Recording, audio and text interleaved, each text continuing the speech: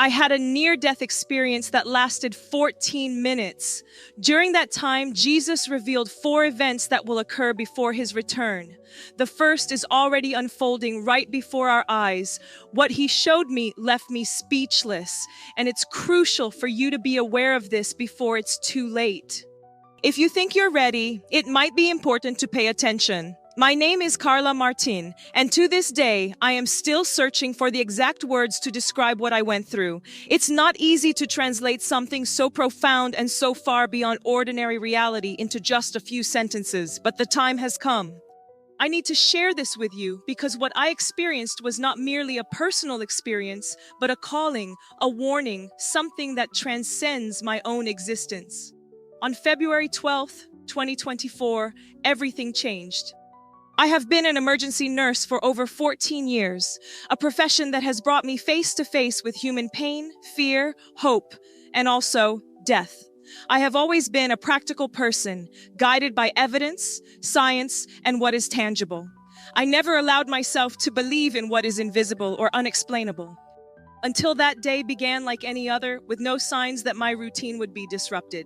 I had a restless night, worried about my son who, after an intense basketball practice, stayed up late studying. I woke up early in an attempt to organize my thoughts and decided to take a walk around my neighborhood. The sky was still somewhat gray, with that comforting silence of the early hours of the day and a fresh breeze wrapping around me. I looked at the clock. 5:37 a.m. I felt grateful for those simple moments of peace, but this tranquility was short-lived. As I crossed the street I knew well, lost in my thoughts, I didn't notice the car approaching, or rather, I don't remember seeing it. I only learned later, through reports, that a driver, distracted while adjusting the radio, couldn't see me in time. The impact was devastating, but the curious thing is that I can't remember the shock, the pain, or the sound of metal colliding with my body. It was as if someone had pressed a power-off button. For a brief moment, I thought that would be the end, but instead of plunging into darkness, I found a light. It wasn't an ordinary light. It was vibrant, welcoming, a presence, almost as if the light itself had consciousness. She enveloped me, filled my being, and freed me from burdens I didn't even realize I was carrying. In that moment, the pain, fear, and worry faded away. For the first time in a long while, I felt like I truly belonged to something.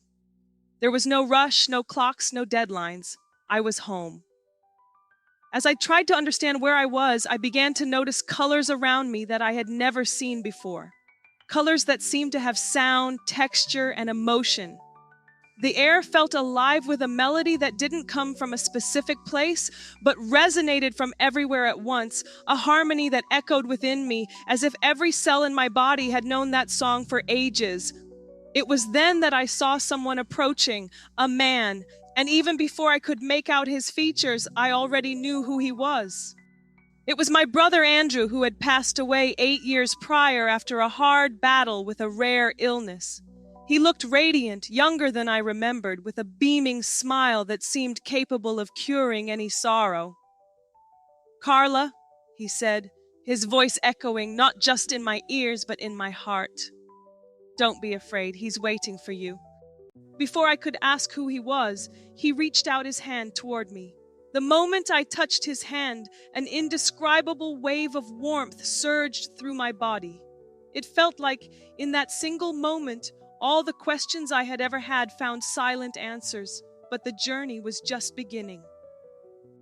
As I let go of my brother's hand, I noticed the light around us beginning to shift, growing more intense, concentrating on a point ahead. Gradually, an image started to take shape, and as it drew near, my heart felt like it wanted to leap out of my chest, not out of fear, but out of indescribable reverence. When I could finally see clearly, there he was, Jesus! However, it wasn't like in illustrations, paintings, or movies. It was something far grander, much deeper. There was a majesty, a purity, a strength that simply couldn't be put into words.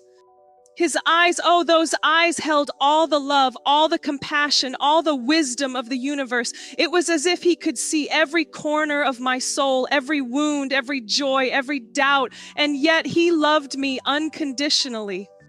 I found myself on my knees spontaneously because being in his presence felt like standing before the very essence of life. Even while kneeling, it felt as if he lifted me simply with his presence. He approached, placed his hand on my shoulder, and his voice, gentle yet firm, penetrated to my bones. Carla, there's something I need to show you, something my people need to know before I return. In that moment, everything around us began to transform as if a new scene unfolded before us. A living, vibrant, colossal canvas. The first vision he presented was called The Great Distraction. I saw people from all corners of the world, faces of all ages, cultures, and ethnicities. But there was one common element among them. They were all absorbed in screens, cell phones, tablets, televisions, computers, their faces illuminated by an artificial glow, eyes fixated, souls anesthetized. I observed families gathered around the table, yet not looking at each other. I saw friends together, but each lost in their own digital universe. Even brothers and sisters in faith were so consumed by the noise, by notifications, by fleeting news that there was hardly any space for the eternal. Jesus looked at me with a quiet sadness and said, "This is how the enemy operates, keeping them busy with the fleeting so they forget the eternal. Tell my people that it's time to awaken, to turn their gaze away from the temporary and fix their eyes on me." His words burned in my heart. I wanted to scream in that moment. I wanted to sound the alarm. I wanted to embrace each of those faces lost in screens and say, "Wake up, there is something greater waiting for you." However, before I could react, the scene shifted again. Jesus said to me, "Now, Carla, I will reveal the great illusion." I saw dazzling lights in the sky, a myriad of colors and shapes that could hypnotize anyone. I saw beings of incomparable beauty appearing before humanity, uttering gentle words of peace, unity, and enlightenment. They promised a new era, a new consciousness, a new beginning. Crowds followed them, fascinated. Even those who had once professed faith were being drawn by these enchanting voices. But upon looking more closely, I noticed something disturbing. There was poison mixed with the honey. The words were charming, but they concealed lies, distorted truths, empty promises. With a determined look, Jesus stated, "They will come mixing truth with falsehood. Many will be deceived because they have forgotten to ground their lives in my word. Tell my people to return to the scripture. It is the only foundation that will not be shaken." I felt small before such a great responsibility. How could I, a mere nurse, carry such a grand message? But Jesus looked at me, and in his gaze was a confidence that sustained me. As I absorbed all of this, I realized that you who are listening to me now are part of this too. Yes, you may have stumbled upon this by chance.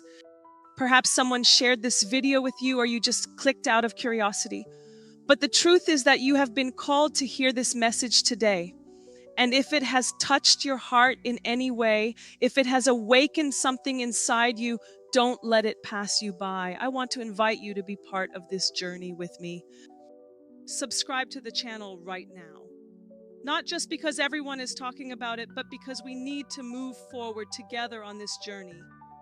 I don't just want to share narratives. My desire is to foster a community of awakened individuals, attentive and rooted in truth. And more, leave a comment below about what has been distracting you lately. Let's engage in dialogue. Let's intercede for one another. Let's create an environment of genuine support, free from judgment, where we can help each other focus on what truly matters. There is still much more I need to share.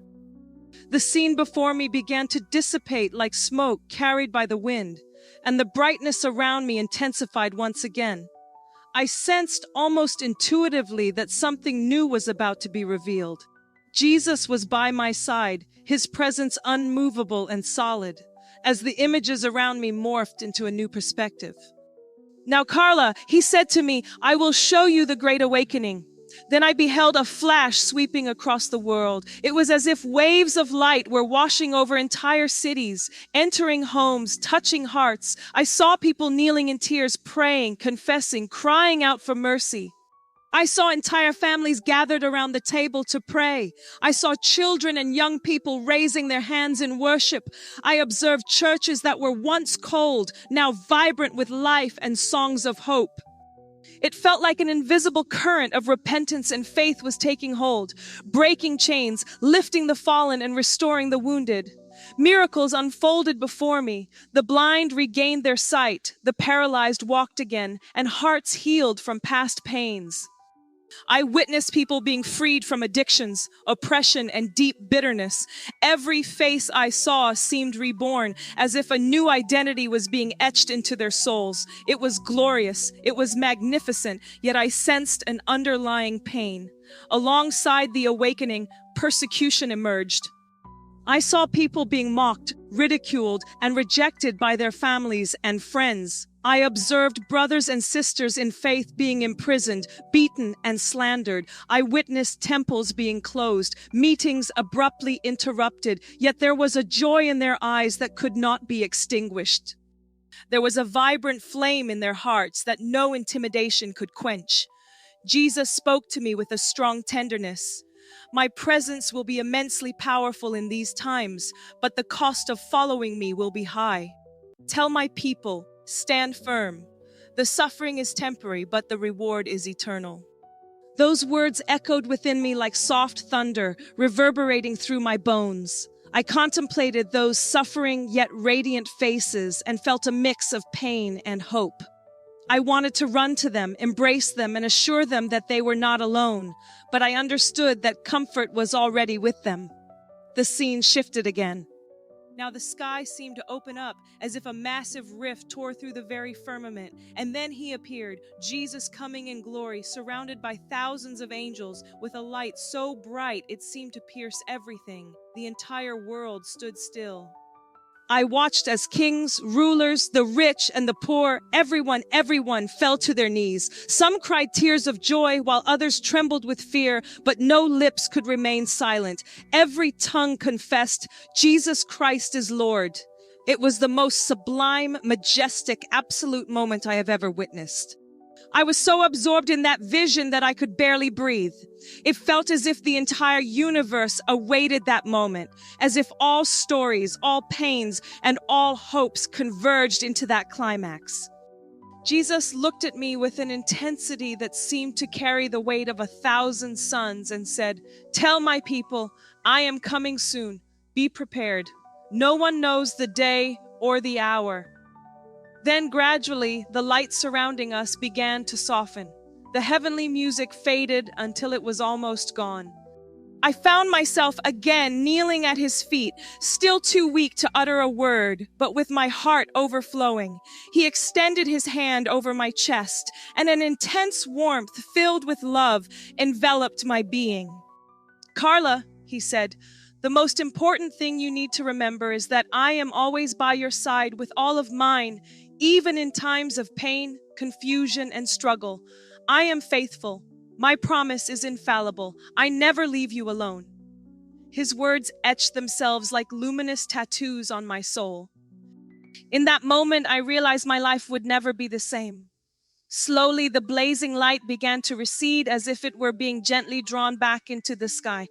And in that moment, I felt something different, a gentle calling, a sense that I was being brought back, that this experience was coming to an end.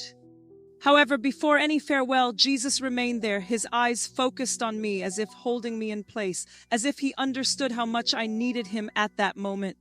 He leaned in slightly, bringing his face closer to mine, and with a voice full of tenderness and firmness said, "Carla, the world is entering a time it has never known before. Have you seen what is to come?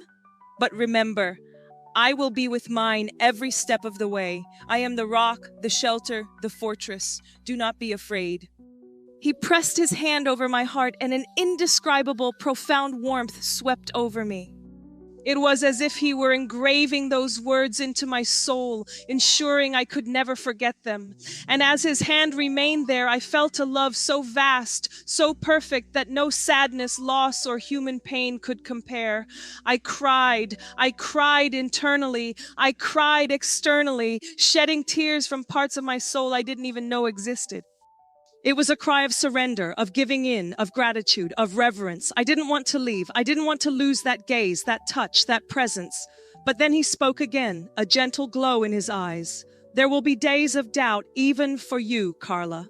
There will be days when you'll question whether you truly saw me or if you truly heard me. But in those moments, remember that I chose you, not because you were perfect, but because of your willingness. Trust in my strength, not in yours. What I entrusted to you doesn't have to be carried alone.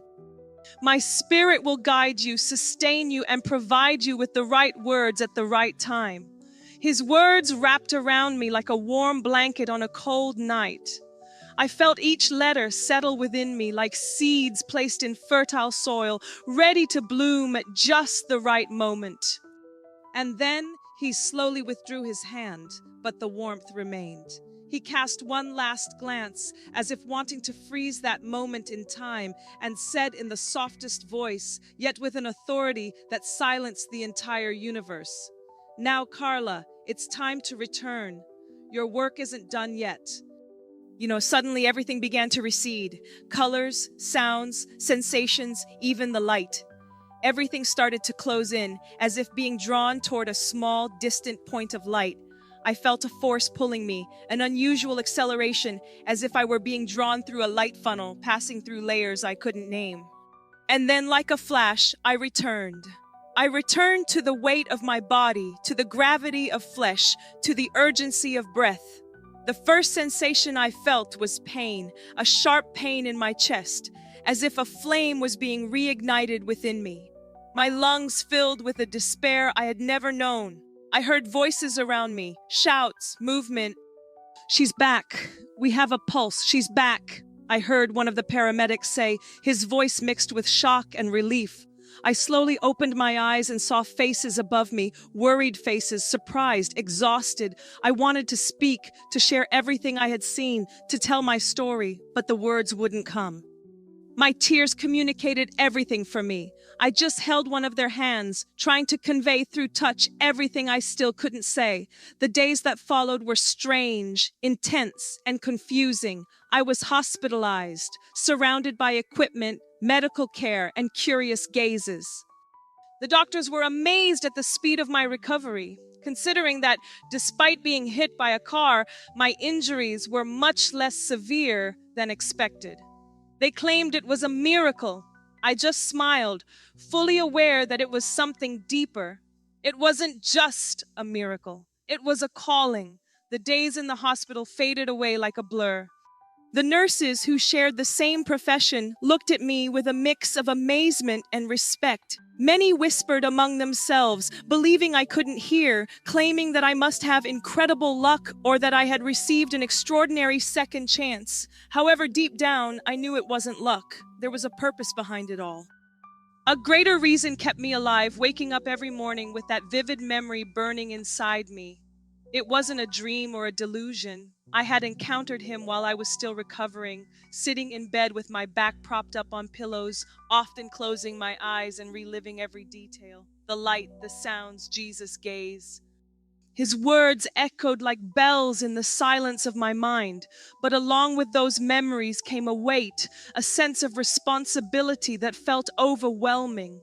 How could I explain something like this? How could I articulate in human words an experience that transcends everything we know? I tried, but every time I began, the words failed me, slipping through my fingers. I was afraid of not being heard, afraid of being seen as crazy, afraid of being misunderstood, but at the same time, I carried within me a flame that couldn't be extinguished. I knew I couldn't keep all of this to myself. It wasn't an intimate gift. It was a collective invitation. I needed to share. I needed to warn. I needed to testify, even if my voice trembled, even if my eyes filled with tears with every attempt. I remember the first day I managed to get out of bed and walk down the hospital corridor. Every step I took was a reminder of grace. Every breath represented a celebration of life. As I passed the ward mirror, I paused for a moment. I looked at my reflection and realized I saw a different woman. It wasn't because of the still visible bruises or the scars starting to show, but something deeper, something invisible. There was a new shine in my eyes, a quiet certainty that I had crossed a line and returned with something that couldn't be visualized, but could never be denied. The first conversations with my family were challenging. My parents traveled from another city as soon as they heard about the accident.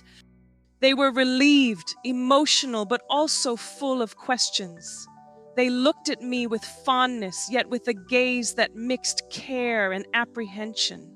When I began to recount what I experienced, my mother held my hand, her eyes filled with tears. My father, always the skeptic, furrowed his brows as he tried to find a logical explanation, but by the end of my narration, only silence remained, a silence full of something that couldn't be put into words. In the days that followed, friends came to visit.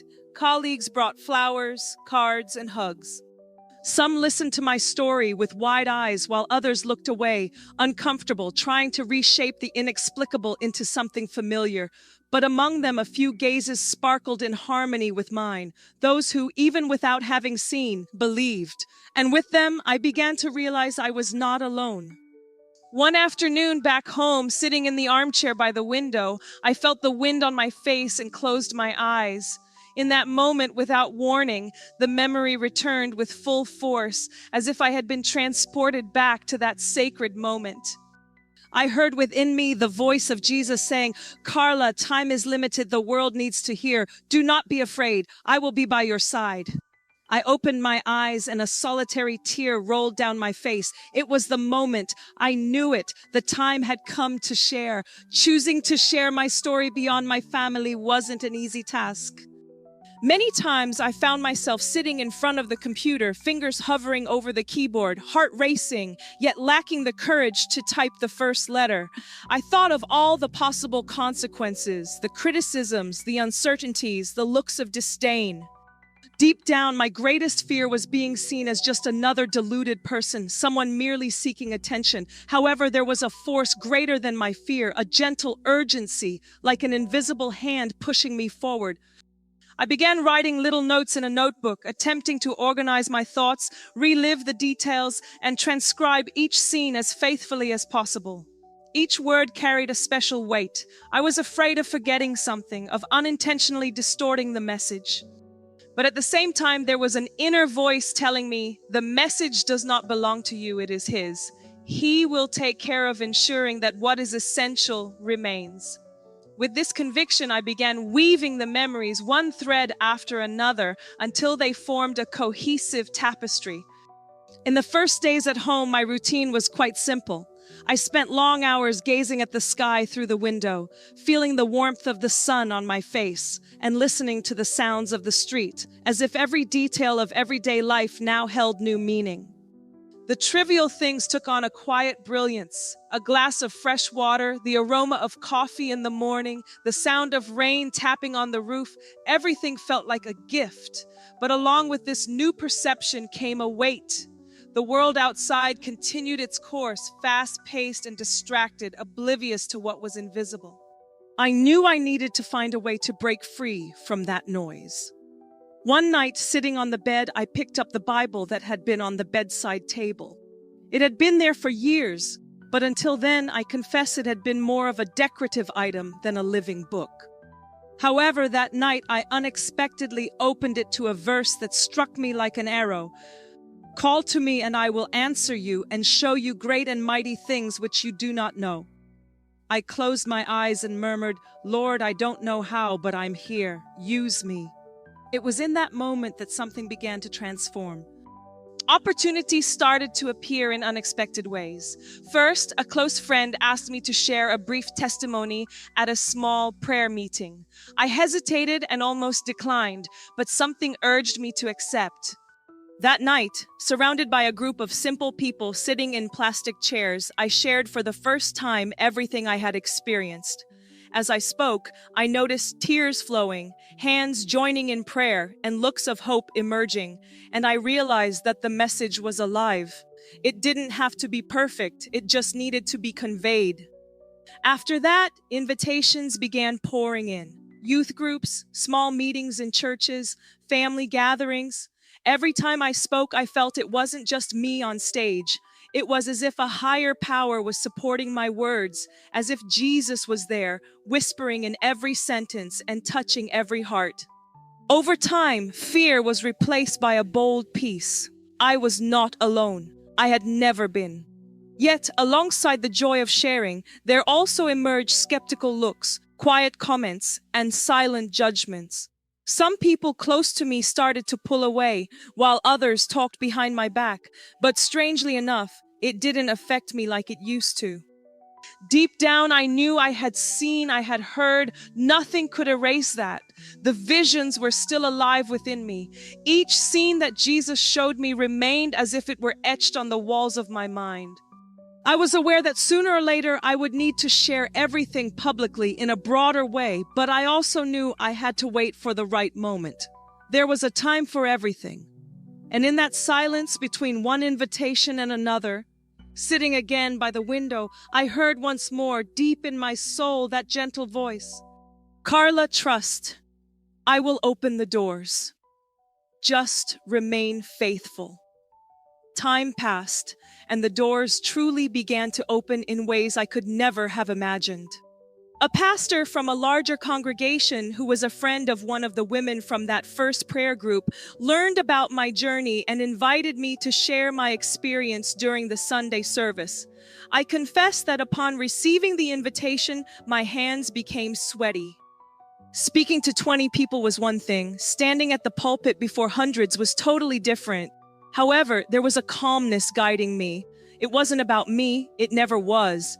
It was about Him. It was about the message. On Sunday, I walked into the temple with my heart pounding like a drum. The worship resonated intensely. The lights shone brightly in the auditorium, and an air of anticipation filled the space.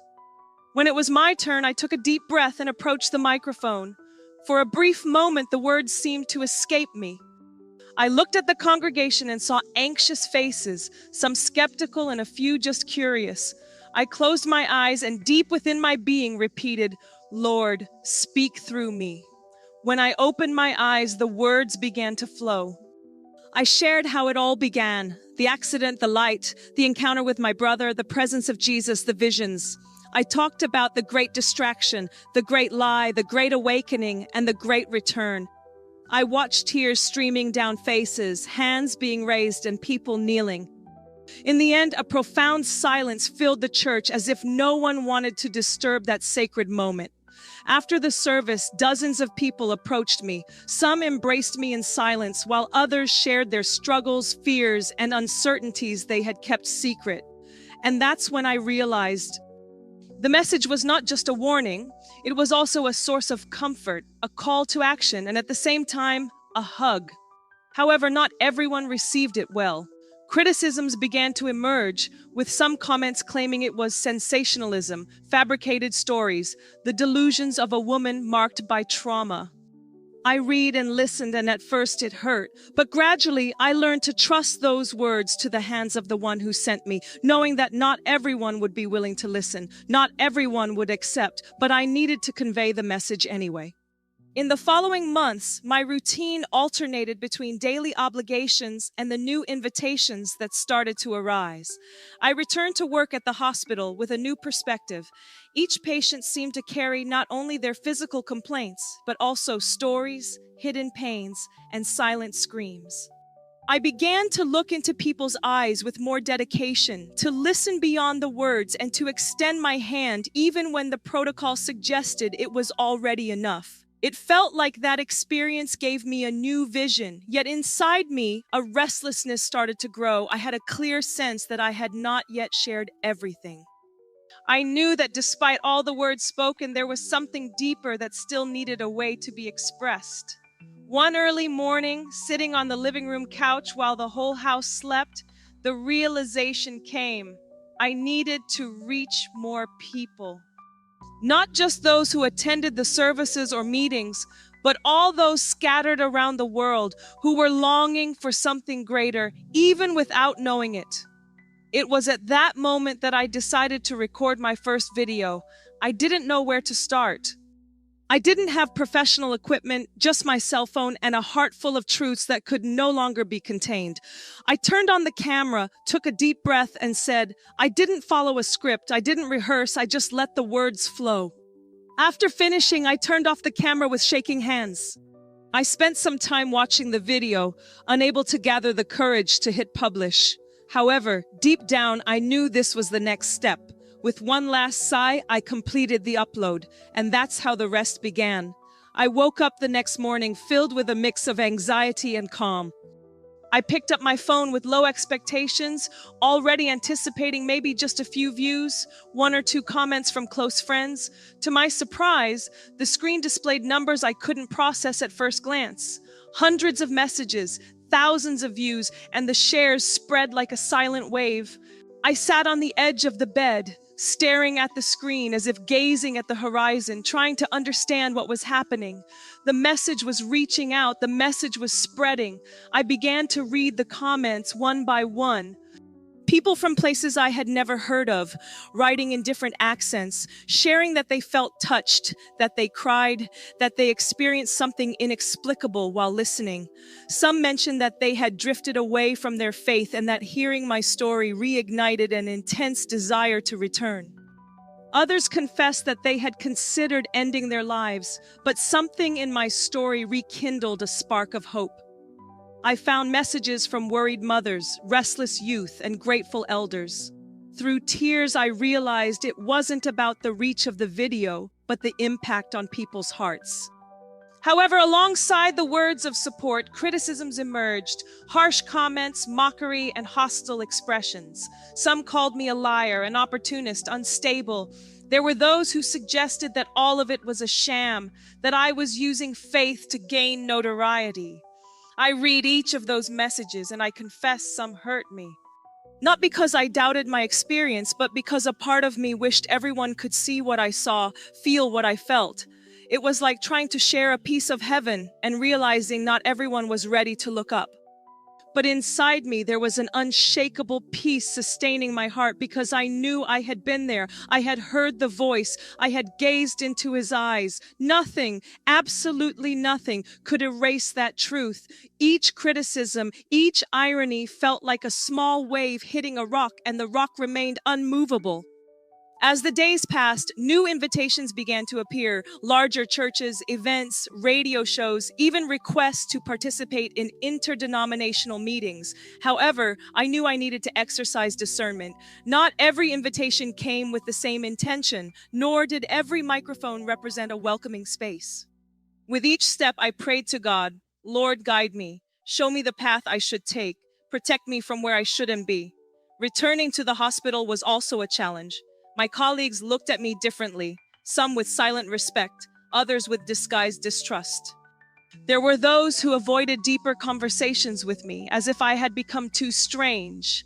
But in the eyes of some patients, I noticed something unusual. Some asked for prayer, others held my hand tightly, even without saying a word, but their eyes told entire stories. I understood that after everything I lived, I learned that there are pains that cannot be healed with medicine. There are wounds that only heaven can touch. The visions that Jesus revealed to me remained vivid in my mind. Each scene replayed in detail as soon as I closed my eyes. I knew there was still more to be said, more to share, and I felt that time didn't stop, not out of fear, but as an urgent divine call, as if the world's clock was ticking down the last moments of a grand plan. I didn't know the day, I didn't know the hour, but I was aware he will come and he will come soon. During the silent nights, lying in bed, staring at the ceiling, I prayed. And each prayer was a breath of gratitude and a plea for guidance. Lord, may every word I say never be mine. May every step be yours. May every message reach those who need to be touched.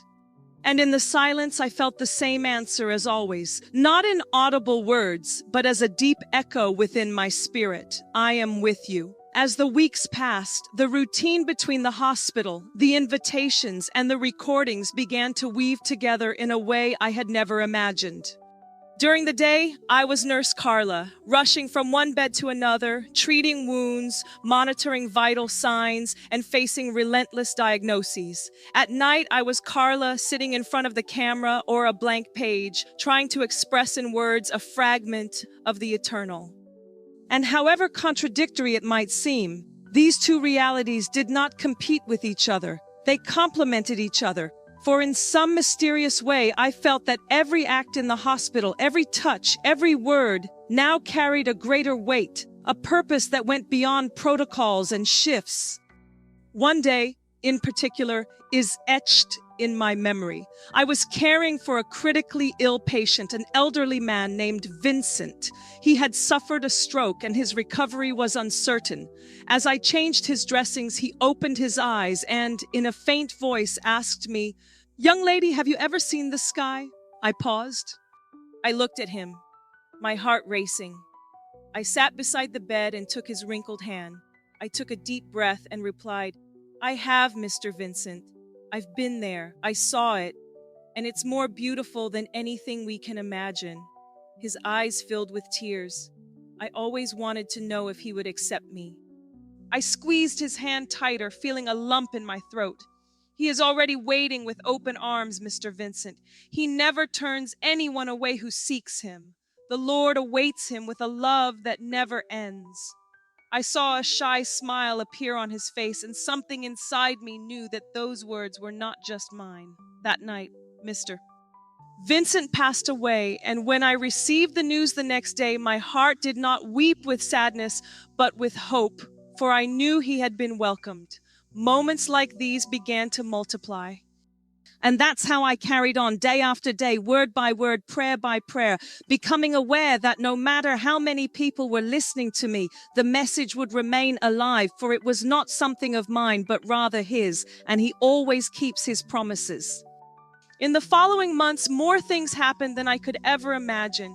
Each testimony I shared seemed to open new opportunities, touch new hearts, and create invisible bonds between people who had been walking alone until then. I received messages from remote places, people revealing they had felt called back to God, others who found strength to go on even in the face of pain. And with each message received, my heart filled with deep reverence, not for myself, but for what God was doing through the message.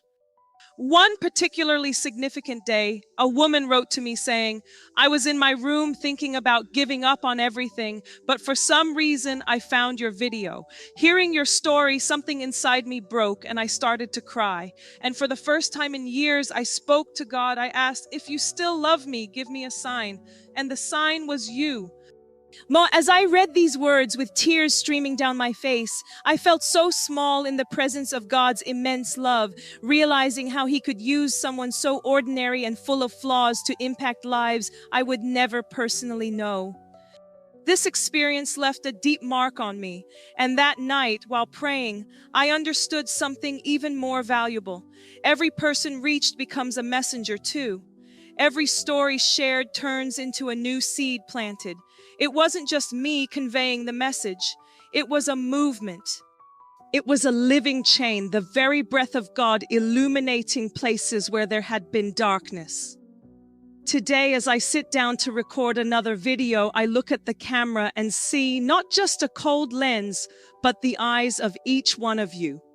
And so I continue living one day at a time with one word after another, one prayer at a time, aware that no matter how many people listen to me, the message would persist because it wasn't mine, it was his, and he always fulfills his promises. The months that followed brought more than I could have ever anticipated. Every testimony I shared seemed to open up new opportunities, reach new hearts, and create invisible bonds between those who had been alone until then. I began to receive messages from remote places where people shared that they felt called back to God. Others found strength to move on, even in the face of pain. With every account, my heart filled with deep reverence, not for myself, but for what God was doing through the message. I remember one significant day when a woman sent me a message saying, "I was in my room thinking about giving up on everything, but for some reason I found your video. Hearing your story, something broke within me, and I started to cry. And for the first time in years, I talked to God. I said, if you still love me, give me a sign. And the sign was you. As I read these words, tears streamed down my face. I felt incredibly small in the vastness of God's love, wondering how He could use someone so ordinary, so full of imperfections, to impact lives I may never meet in person. This story touched me deeply, and that night as I prayed, I realized something even more valuable. Each person we reach becomes a messenger. Every story we listen to turns into a new seed sown. It wasn't just me sharing the message, it was part of a movement. It was a living chain, the very breath of God illuminating the darkness. Today, as I sit down to record another video, I look at the camera and realize it's not just a cold lens, but the gazes of each one of you. I see real people with authentic stories, full of pain, joy, questions, fears, and hopes. I feel a family forming even though we've never physically met. Before I finish, I want to open my heart to you. I need to say, with all the sincerity that lives in me, you are important. Your journey matters. Your path counts. You are not alone. You never have been. If this message resonates with you, if something stirs within you, I want to extend an invitation, not just for you to subscribe to the channel, but to join me on this journey. My goal isn't to collect subscribers, but to build a community of individuals who want to look up at the sky together, who wish to listen, share, support, pray, and grow. Subscribe because we want to walk together. In each video, I don't just want to talk, I also want to hear you. And more than that, share your story in the comments. What have you experienced? When did you feel God's presence most intensely? And if you're still searching, what is your biggest doubt or question? Let's talk. Let's create a space where our stories intertwine, where pain finds relief, where hope blossoms.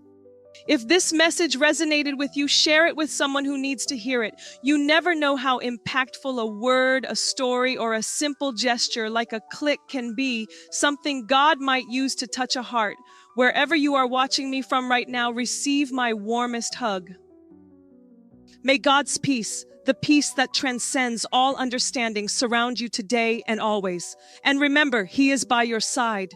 He has never abandoned you. He still has beautiful plans for your life. I am Carla, and this was the story that transformed everything for me. And yours, what is it?